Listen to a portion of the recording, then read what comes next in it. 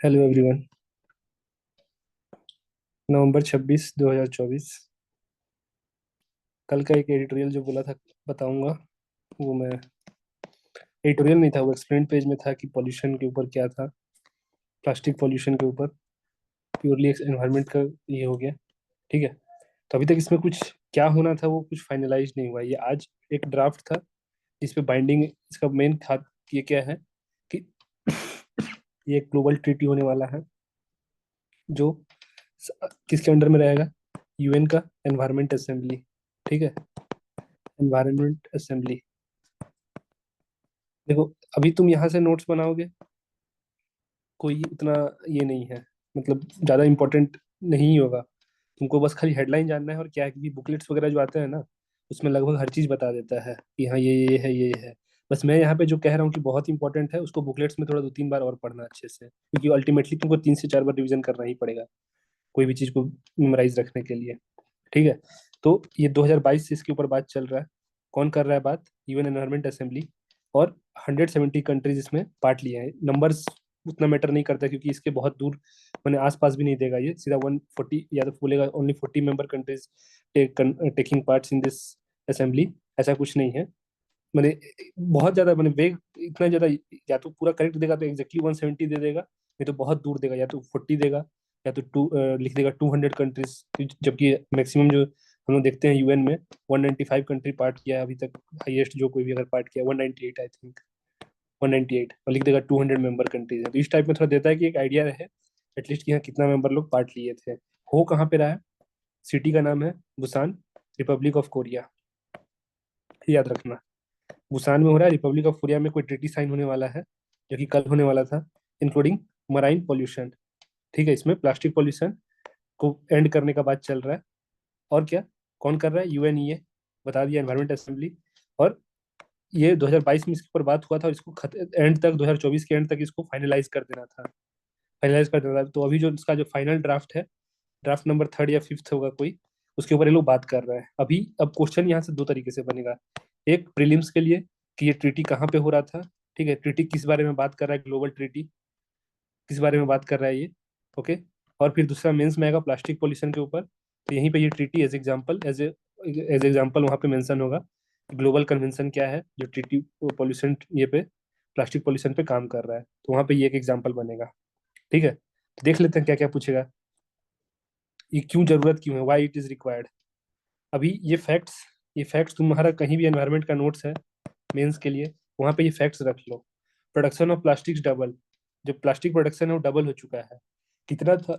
चलो नहीं भी याद रहता है कितना था, लेकिन 2000 से लेकर 2019 तक ये 460 मिलियन टन हो गया है। ठीक है। डबल हो चुका है। तो मैटर ऑफ फैक्ट यही है कि इसको याद रखना कि प्रोडक्शन ऑफ प्लास्टिक जो है, जैसे 21st सेंचुरी एंटर किया है 2019, उसके बाद से अभी तक 2019 तक में ये डबल हो चुका है। मतलब हम लोग अच्छा खासा प्रोड्यूस कर रहे हैं। और क्या? और उसमें से भी क्या, जितना भी ये हो रहा है, प्रोड्यूस हो रहा है, उसमें से लेस देन 10% को रिसाइकल कर पा रहे हैं। तो अगर कहीं कहीं मुद्दा भी दिखाना पड़ा कि हमारे प्रॉब्लम क्या है प्लास्टिक पोल्यूशन का या फिर प्लास्टिक प्रोडक्शन का, कि प्रोड्यूस तो कर देते हैं लेकिन उसको रिसाइकल नहीं कर पाते, वेरी पुअर रिसाइकलिंग कैपेसिटी। 10% ही रिसाइकल कर पा रहे हैं। ओके। अब और क्या है? India contributes to the 5th global plastic pollution. मैंने 1/5, जैसे कि इंडिया 5th पोजीशन पे है in terms of producing plastic. 5वें नंबर पे इंडिया आता है। ये फैक्ट है इंपॉर्टेंट। प्लास्टिक पोल्यूशन इंडिया का भी बहुत बड़ा कंसर्न है। 2022 में इंडिया सिंगल यूज प्लास्टिक को पूरा बैन किया था। और ये पोर्शन जो है, ये मैंने बेसिकली स्टैटिक का ही पार्ट है कि इंडिया का प्लास्टिक पोल्यूशन को लेके प्लास्टिक बैन पे क्या स्टैंड है। यहाँ पे थोड़ा बहुत कहीं यहाँ दिया भी होगा थोड़ा सा, लेकिन वो स्टैटिक पोर्शन में आता है। तो करंट अफेयर में वही है कि जो ये हेडलाइन बना ये। ठीक है। और क्यों चाहिए स्टैटिक रिक्वायरमेंट, क्यों चाहिए? क्योंकि हम लोग प्लास्टिक मैंने आंख बंद करके प्रोड्यूस कर रहे हैं, और उसको कैसे, उसको क्या क्या दिक्कत कर सकता है। ठीक है। वो तो बहुत बेसिक है कि मराइन पॉल्यूट करेगा, सॉइल को पॉल्यूट पॉल्यूट करेगा। ठीक है।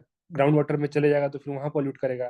तो ये सब तो ओपन एंडेड है कि कहीं कुछ भी पॉल्यूट कर सकता है वो। लेकिन है बहुत बड़ा प्रॉब्लम, ये वो बताना चाह रहा है कि ट्रीटी साइन होना चाहिए इस पे, जो कि लीगली बाइंडिंग होगा। सबसे बड़ा बात है कि लीगली बाइंडिंग होने वाला है। ठीक है। लीगली बाइंडिंग होने वाला है, ये फैक्ट याद रखना, लीगली बाइंडिंग। तुम ऐसे जो मैंने जब हम लोग ऐसे न्यूज़पेपर डिस्कस कर रहे हैं, टेंशन मत लो। करंट अफेयर का जो रहेगा ना, जो बुकलेट के थ्रू से आएगा, वो हम लोग यहाँ पे डिस्कस करेंगे बुकलेट को। ठीक है। तो तुम ऐसा नोट्स बनाना अभी मुझे नहीं लग रहा है कि जरूरी है। क्योंकि अल्टीमेटली वो बुकलेट्स में आ जाएगा। जब बुकलेट के थ्रू पढ़ेंगे तो वहाँ थोड़ा और ऑर्गेनाइज वे में रहेगा। यहाँ पे बस इसलिए पढ़ रहे हैं कि हमको बस एक डेली डेली बेसिस पे हमको थोड़ा थोड़ा कुछ इन्फॉर्मेशन, कितना देर लग रहा है, 20 मिनट लग रहा है, 25 मिनट लग रहा है, तो कुछ इन्फॉर्मेशन जो काम का है प्रिपरेशन के लिए सुन लिए। फिर अगली बार और फिर एक बार सुनेगा तो बोलेगा हाँ वहाँ पे सुने थे, ऐसा ऐसा था, ऐसा ऐसा हो रहा है। तो एक आइडिया रहेगा कि हाँ जो चीज चल रहा है, क्या चीज चल रहा है, क्या चीज होना है, तो इसलिए हम ये पढ़ रहे हैं। और क्या था, ये कल का बता रहा हूँ जो छोड़ दिया था मैं, बोला था कि आज बताऊंगा बोल के, प्लास्टिक पोल्यूशन पे। हाँ, इसमें क्या है कि जो इसमें जो जो भी मैंने इसमें टर्म एंड कंडीशन डालने वाले हैं, जिस चीज पे नेगोशिएट करने वाले हैं, उसमें इंडिया क्या कह रहा है। इंडिया कह रहा है कि मैंने कह रहा है कि इसमें मैंने तुम एकदम स्ट्रिक्टर मत रहो, एकदम स्ट्रिक्ट मत रहो, ये कि पूरा हटा ही देना है, खत्म ही कर देना है, प्रोडक्शन ही बंद कर देना है। इंडिया डिमांड कर रहा है कि स्ट्रिक्ट नहीं होना है हमें। एक सेकेंड, कुछ अर्जेंट है।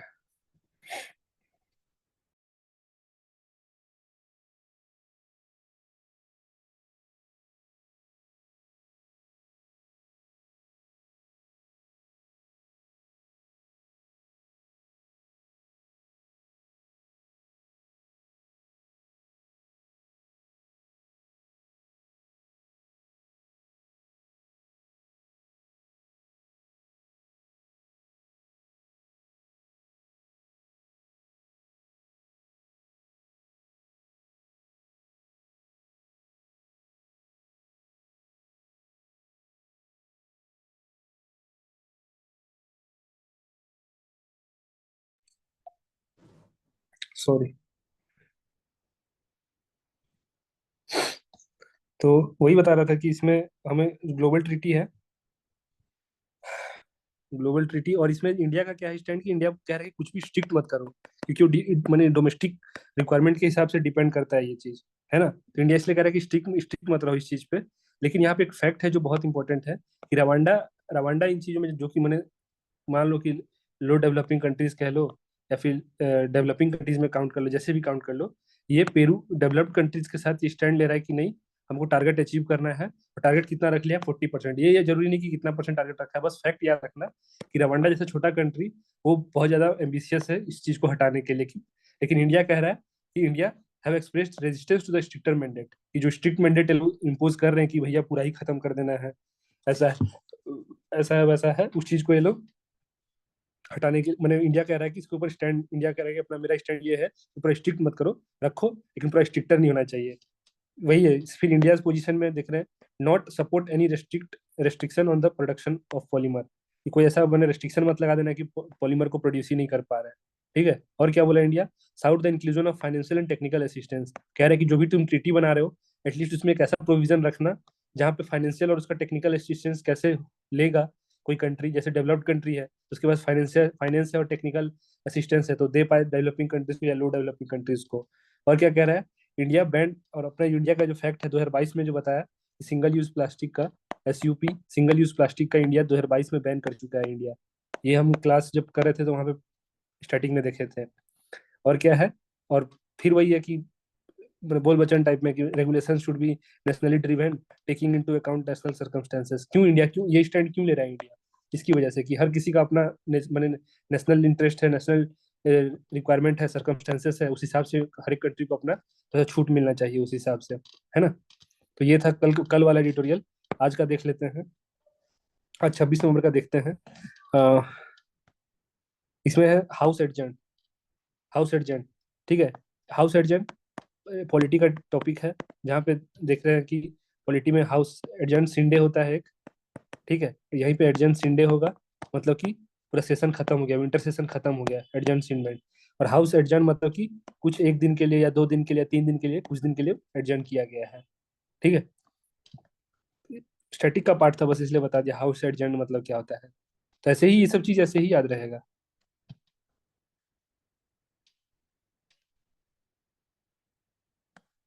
और देखते हैं, देखो कल हम डिस्कस किए थे कि वो जितना भी लाडली बहन ये, फिर मैया मैया योजना करके था एक झारखंड का, फिर और एक था महाराष्ट्र का था, ये वाला कहाँ गया,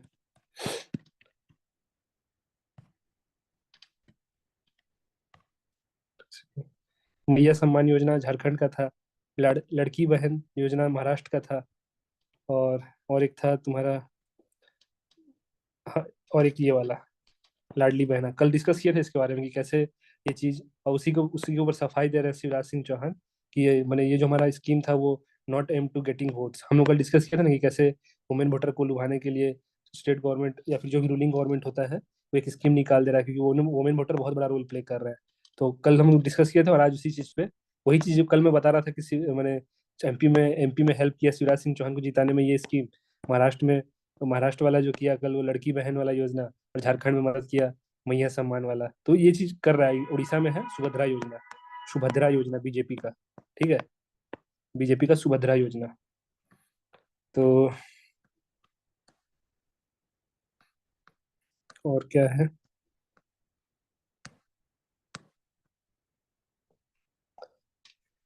अभी ये प्रियम्बल, अभी प्रीलिम्स के लिए प्रियम्बल, प्रियम्बल, ठीक है। हमेशा ऐसे तो अगर नहीं भी करेंट अफेयर रहता तो इम्पोर्टेंट रहता, लेकिन अब मेंस के लिए ये भी टॉपिक थोड़ा इम्पोर्टेंट हो गया है, क्योंकि 2017 2016-17 में भी कोई पिटिशन डाला था कि सोशलिस्ट सेकुलर ये सब जो वर्ड है ये कॉन्स्टिट्यूशनल नहीं है, ये चीज नहीं होना चाहिए, ऐसा वैसा करके प्रियम्बल से हटा देना चाहिए।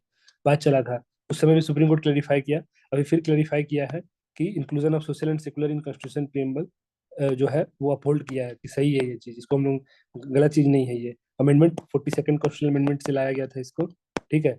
और इसको रीवेरीफाई 44th कॉन्स्टिट्यूशन अमेंडमेंट में भी किया गया था, इसके ऊपर कुछ भी हटाने का कोई बात नहीं चला था, ठीक है। तो इस चीज को जस्टिफाई करते हुए बोला एपेक्स कोर्ट, जो सुप्रीम कोर्ट है, कि ये चीज सही है, इसको हम लोग नहीं मैंने ये चीज गलत नहीं है, जो पिटिशन डाला था उसके अगेंस्ट में गया है। तुम प्रियम्बल का जितना भी एक एक लाइन है ना, एक एक लाइन पूरा एकदम मेमोराइज कर लो, एक एक keyword.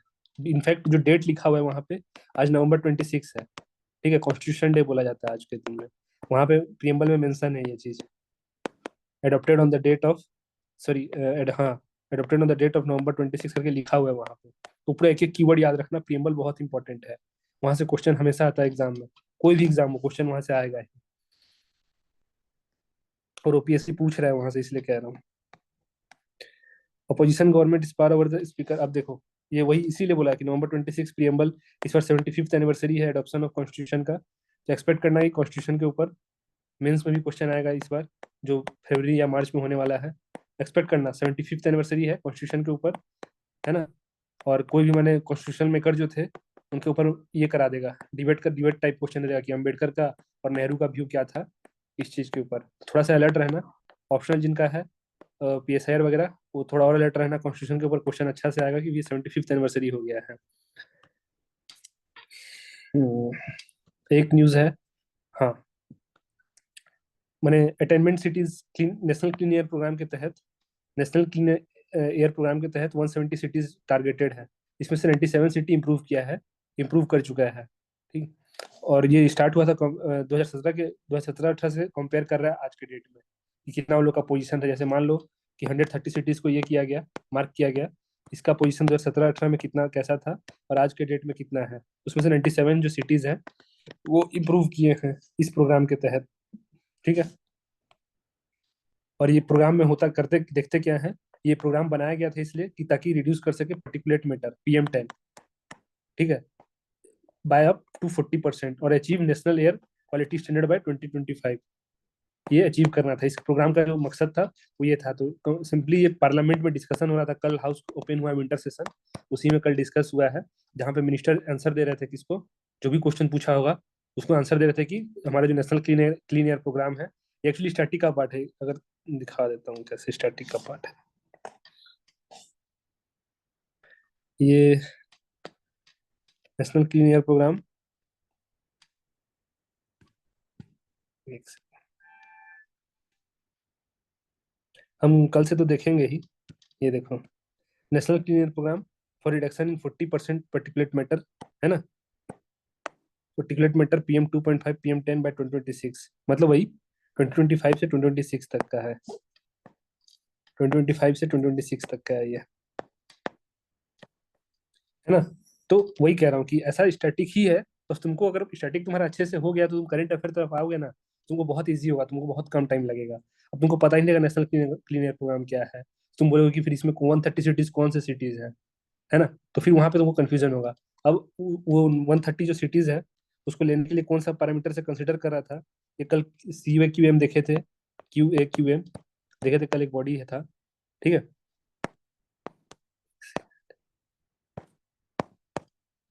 National clean air programme, उसी में आइडेंटिफाइड, ये क्या किया, ये नेशनल क्लीन एयर प्रोग्राम क्या किया। पहले तो नन नन अटेनमेंट सिटीज को आइडेंटिफाई किया, जिसमें से 130 में बोला तुमको कि 135 गवर्नमेंट ये किया था।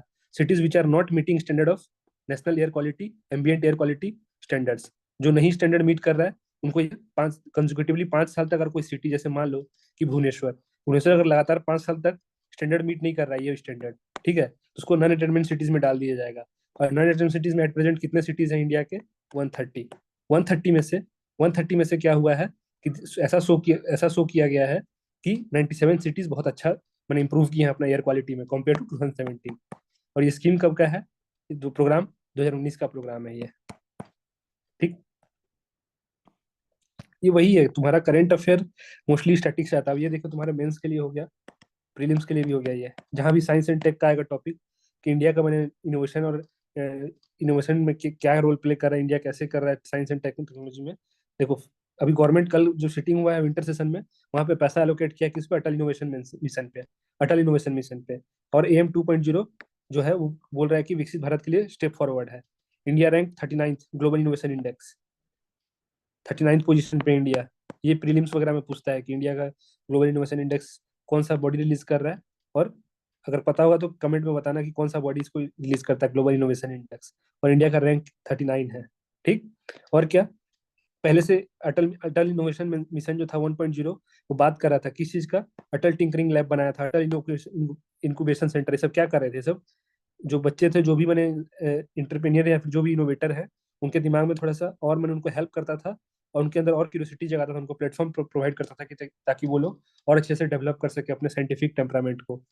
अभी उसी ये पे लेवल पे 2.0 जो इन्वॉल्व है अटल इनोवेशन मिशन 2.0, उसको हम लोग यहाँ पे मैंने उसको प्रमोट करा है, कौन, गवर्नमेंट अभी लाया है कि अटल इनोवेशन मिशन 2.0, ठीक। अब इसमें क्या करेगा कि जो भी मिसमैच है एकेडमी और इंडस्ट्री और इनके बीच में, वो इकोसिस्टम क्रिएट करेगा जहाँ पे सक्सेसफुली उनको ये किया जाएगा। तो तीन पैरामीटर, तीन तरीके से करेगा। पहले क्या, तो उनको बोलेगा कि जो भी एंटरप्रेन्योर है उनको एनकरेज करेगा, ठीक है, इनोवेटर या फिर एंटरप्रेन्योर जो भी, उनको एनकरेज करेगा कि तुम पार्टिसिपेट करो, आओ जितना ज्यादा हो सके आओ। अब तुम आ गए, जैसे मान लो कि पार्टिसिपेट करने के लिए एनकरेज किया, तो 100 लोग इंटरेस्ट दिखाए। अब 100 लोग में से चाहेगा, सेकंड स्टेज है कि उनका जो सक्सेस रेट है कि ये फेल ना हो, 100 में से पहले 70 हो रहे थे, तो आप कोशिश करेगा कि 80 लोग इसमें सक्सेसफुली आगे निकले, वो हो गया। और प्लस सक्सेसफुल ही नहीं, उनका जो प्रोडक्ट हो वो भी बहुत ये हो, अच्छा हो, अच्छे क्वालिटी का हो, ठीक है, जो वो इनोवेट कर रहे हैं। तो गवर्नमेंट AM 2.0 यानी कि अटल इनोवेशन मिशन के तहत क्या कह रहा है, तीन तरीके से इकोसिस्टम प्रोवाइड करेगा। पहला कि इंक्लूज द इनपुट, यानी कि इनोवेटर लोग को एनकरेज करेगा कि आओ पार्टिसिपेट करो। फिर पार्टिसिपेट करवाने के बाद उनको हेल्प करेगा ताकि उनका सक्सेस रेट बढ़ाया जा सके, ताकि उनका जो मेहनत हो काम आ जाए। और अगर वो हो गया तो प्लस उनका जो प्रोडक्ट का क्वालिटी रहेगा उसको भी वो लोग प्रमोट करेगा, ठीक है, जैसे जॉब प्रोडक्ट का बेटर, जॉब बेटर प्रोडक्ट, उसमें लोग हेल्प करेगा। कौन करेगा, अटल इनोवेशन मिशन, उसके लिए इतना एलोकेट हुआ है। फिर वन नेशन वन सब्सक्रिप्शन, इसमें जैसे कि एक प्लेटफॉर्म है जहाँ पे सारे जनरल को अवेलेबल कराने वाला है गवर्नमेंट। ये अल्टीमेटली ये क्या दिखा रहा है, ये स्कीम जो ये जो किया है, ये तुम्हारा साइंस एंड टेक का रिसर्च एंड डेवलपमेंट का बात आएगा, जहाँ पे क्वेश्चन कि गवर्नमेंट क्या कर रहा है मैंने इनोवेशन के लिए, रिसर्च एंड डेवलपमेंट के लिए, तो ये हेल्प करता है। ये वन नेशन वन सब्सक्रिप्शन पूछेगा क्या है ये, ठीक है, कोई टीवी पैक है या इंटरनेट पैक का बात कर रहा है कोई टेलीकॉम्युनिकेशन कंपनी, नहीं, ये क्या बता रहा है कि एक पोर्टल रहेगा जहाँ पे सारे जर्नल अवेलेबल रहेंगे, इंटरनेशनल जर्नल, ठीक है, जो भी इंटरनेशनल जर्नल है, जर्नल मैंने कि कोई रिसर्च पेपर होगा वहाँ पे अपलोडेड रहेगा, और कोई भी इंस्टीट्यूशन, इंडिया का इंस्टीट्यूट या स्टूडेंट जो भी मैंने एलिजिबल है, उसको एसेस कर पाएंगे और अपने अपना टेम्परामेंट को या फिर अपना जो प्रोजेक्ट को इसी के बिहाफ पे यूज कर पाएंगे। देखो ऐसा जर्नल को ना एसेस करने के लिए बहुत पैसा लगता है, ठीक है, तो गवर्नमेंट क्या हेल्प कर रहा है कि इंस्टीट्यूट को वो एक बार में वन टाइम पेमेंट करके कुछ अमाउंट पे कर देगा, कुछ अमाउंट पे कर देगा गवर्नमेंट, और अपने कहीं पे भी नेटवर्क पे अपलोड करवा देगा, अपलोड कर दिया, अब कोई कहीं से भी इसको एक्सेस कर पाएगा। इससे क्या होगा, इंडियन जो भी साइंटिस्ट है या फिर जो भी स्टूडेंट है जो मैंने थोड़ा इंटरेस्ट दिखा रहे हैं रिसर्च वगैरह में, वो लोग इस पेपर को एक्सेस करके अपने प्रोजेक्ट को ऊपर काम कर सकते हैं। तो वही गवर्नमेंट किया है वन नेशन वन सब्सक्रिप्शन, कि एक ही जगह गवर्नमेंट सब्सक्रिप्शन ले लिए रहेगा सारे जर्नल का, और एक प्लेटफॉर्म पे अवेलेबल करा देगा, और वहाँ से जितने भी स्टूडेंट हैं हमारे या फिर जो भी साइंटिफिक ये है फर्टिनिटी से हैं, वो लोग एक्सेस करते रहेंगे इसको। और क्या किया है गवर्नमेंट, नेचुरल फार्मिंग मिशन से पैसा एलोकेट किया है, और मैंने अलाउ किया अभी कुछ नया नेचुरल फार्मिंग। अब नेचुरल फार्मिंग पता है क्या करना है इसमें, कि सॉइल क्वालिटी को मेंटेन रखना है, यही सब होगा स्कीम में। National farming, sorry, natural farming का तो बेसिक, मतलब बहुत बेसिक मीनिंग है कि नेचुरली कुछ भी प्रोड्यूस करने को नेचुरल फार्मिंग बोलेंगे। तो ये खाली यहाँ पे फैक्ट जो याद रखना है, सेंट्रली स्पॉन्सर्ड है ये, सेंटर स्पॉन्सर्ड कर रहा है।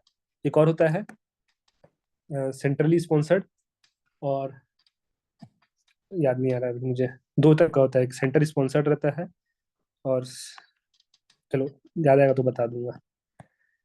तो उसी में कह रहा है कि सो क्या करेगा ये मिशन। ऑब्वियस दिख रहा है कि कुछ फार्मिंग से रिलेटेड है, और सॉइल वगैरह का बात करेगा, सीड्स का बात करेगा, ठीक है, उसी में पैसा खर्च करने का बात कर रहा है। तो ये सिंपल है, इसमें कुछ ज्यादा बताने लायक नहीं है। लेकिन ये फैक्ट याद रखना, वन नेशन वन सब्सक्रिप्शन किससे रिलेटेड है, जो भी रिसर्च जर्नल होते हैं उसको एक प्लेटफॉर्म पे लाने का बात कर रहा है गवर्नमेंट। अभी one nation one election, one nation one subscription, one nation one tax, सभी ज्यादा बहुत कुछ आ रहा है, वन नेशन वन ये। आई का एडिटोरियल है ये कॉन्स्टिट्यूशन डे के ऊपर।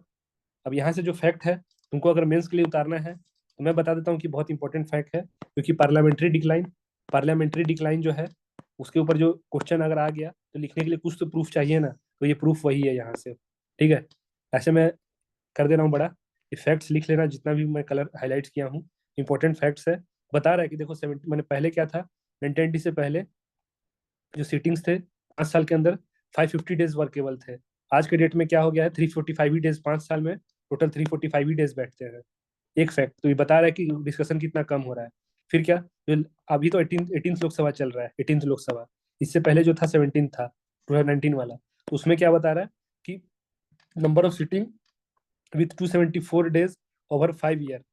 फर्स्ट लोकसभा देखो यहाँ पे क्या बताया, 345 डेज था पहले, इससे पहले तक decline to 345 days. 17th Lok Sabha हेड लो, अभी तक का सबसे कम से कम सीटिंग जो हुआ है 2019 वाला, 2019 से 2024 वाला सबसे कम कितना, 254, 274। तो ये भी बता रहा है कि हम कितना कम डिस्कशन कर रहे हैं। और percentage of bill refer to the parliamentary committee, अब बिल कमिटी में नहीं जाएगा ना, तो बहुत ज्यादा मैंने उसके ऊपर रिसर्च, अगर जांच नहीं होता है, रिसर्च नहीं होता है, तो ज्यादा चांसेस होता है कि वो बिल पब्लिक एक्सेप्ट नहीं करेगा, ठीक है। हाईली चांस होता है, जैसे फॉर एग्जाम्पल 3 फार्म बिल जो था उसको गवर्नमेंट को वापस लेना पड़ा। फॉर एग्जाम्पल अभी वकफ बिल जो है, वकफ बिल उसको भी बिना ये कि गवर्नमेंट पास करने का कोशिश कर रहा था, ठीक है, तो फिर बाद में उसको कमेटी के पास भेजा गया।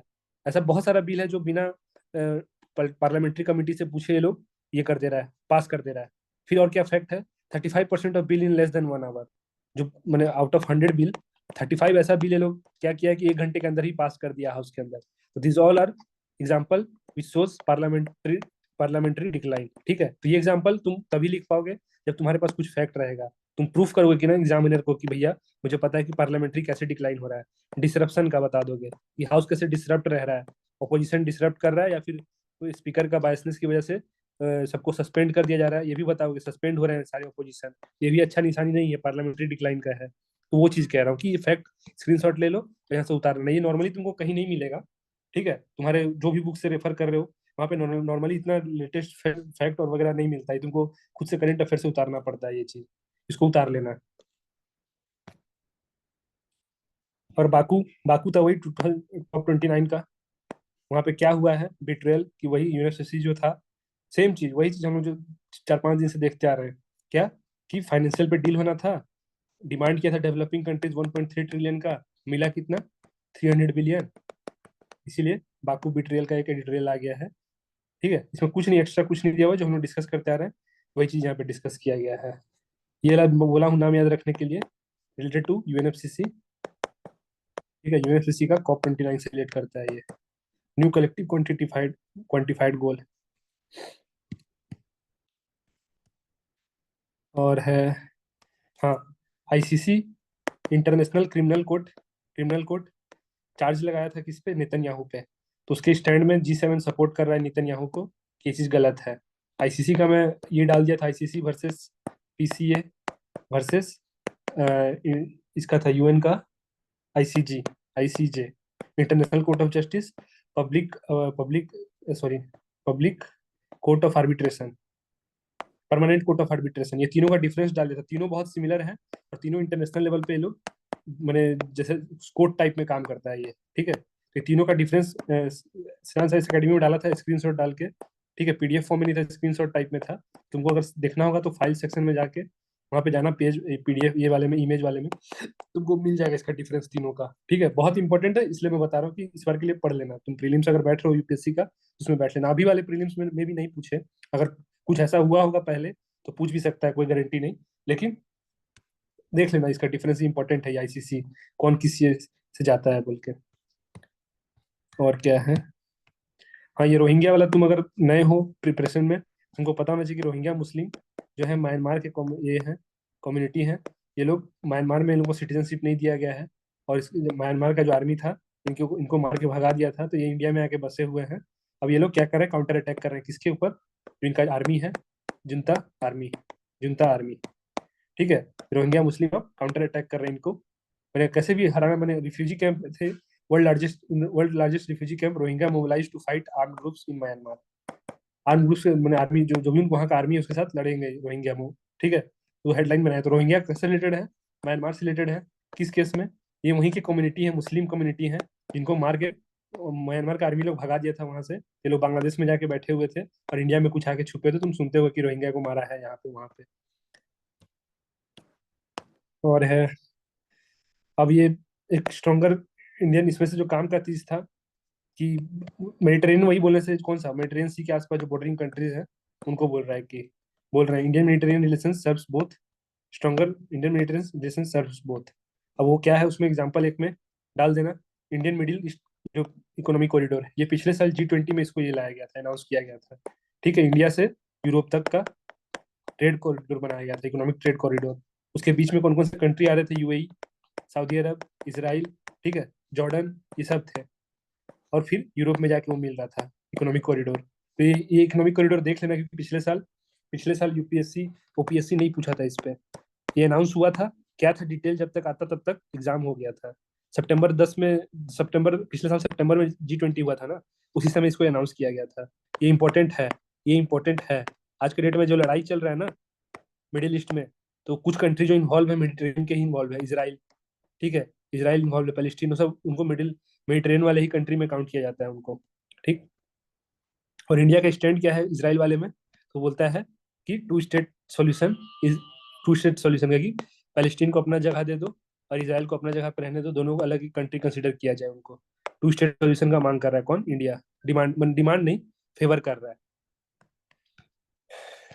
देखो, पेपर पढ़ रहे हो तो आईआर रहेगा ही वो, तुमसे ये नहीं हो सकते, तुम तुम्हारा सिलेबस में हो चाहे नहीं हो, लेकिन एक कॉन्टेक्स्ट जानने के लिए जानना जरूरी है। अब ये साइंस एंड टेक का आ गया, साइंस एंड टेक का स्पेस वाले पोर्शन में, यूरोपियन सोलर मिशन कुछ है जो इसरो लॉन्च करने वाला है। तो सवाल उठता है कि क्यों इसरो क्यों लॉन्च करेगा, यूरोप का तो अपना है ना, यूरोपियन स्पेस एजेंसी, तो वो क्यों नहीं कर रहा है। वो इसलिए नहीं कर रहा है, इसरो ना लॉन्चिंग वाले में ना बहुत ज्यादा अपना कॉस्ट इफिशिएंट है। ठीक है, कॉस्ट इफिशिएंट है। तो क्या करेगा ये लोग कि इंडिया को दे देगा, बोलेगा हमारे बदले आप लॉन्च कर दो, क्योंकि इंडिया उससे कम, जितना ये लोग ये करता है ना खर्च अपने लॉन्चिंग में, उससे कम दाम में इंडिया लॉन्च करके दे देता है। तो वही है ग्रुप, यहाँ पे आया है न्यूज कि इंडिया जो है यूरोपियन स्पेस एजेंसी का प्रोबा 3 को लॉन्च करेगा। प्रोबा 3 क्या करेगा, प्रोबा 3 क्या है, प्रोबा 3 जो है वो जाके सन का जो कोरोना है उसको रीड करेगा। ठीक है, कोरोना मैंने अलग अलग लेयर होता है, क्रोमोस्फेयर होता है, कोरोना होता है, अलग अलग प्रोटोस्फेयर होता है, तो अलग अलग लेयर को होता है सन का। ठीक है, तो अलग अलग लेयर में एक लेयर होता है कोरोना, कोरोना, ठीक है, अंदर वाला लेयर होता है दूसरा, या अंदर ऊपर से तीसरा नंबर लेयर होता है शायद। इसको रीड करने के लिए 2 सैटेलाइट लॉन्च करेगा प्रोबा 3। कौन करेगा, इसरो। ऐसे लिख सकता है कि यूरोपियन स्पेस एजेंसी का, ऐसे लिख देगा, यही सेंटेंस लेता है, यूरोपियन स्पेस एजेंसी का PROBA 3 is launched by ISRO. ठीक है, तुमको डाउट होगा कि अरे इसरो तो खुद, यूरोपियन स्पेस एजेंसी तो खुद एडवांस है, तो इसरो को क्यों बोलेगा। इसरो को इसलिए बोलेगा लॉन्च करने के लिए, क्योंकि इसरो का कॉस्ट इफिशिएंट है, इसरो बहुत कम दाम में लॉन्च कर देता है और सेफली लॉन्च कर देता है, सक्सेस रेट भी अच्छा है इसरो का। ठीक है, इसलिए उससे मदद मांगा है।